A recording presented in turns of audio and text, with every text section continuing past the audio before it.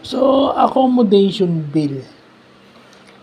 So, yung accommodation bill is, yun daw yung tinatanggap o ina-accept without underlying trade transactions or conditions. So, ito yung mga bill na walang trade transactions o walang halos genuine business purpose. Kumbaga siguro, itong bill of exchange na to, sinabi lang na, ito ay kasama nito.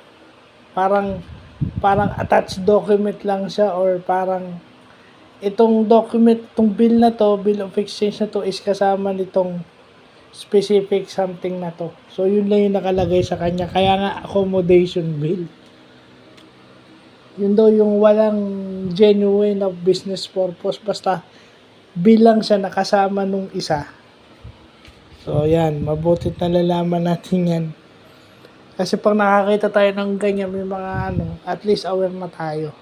At saka, syempre, dahil alam na natin yung definition yan, mas madali sa atin magtanong further or for further clarification. So, yun na po.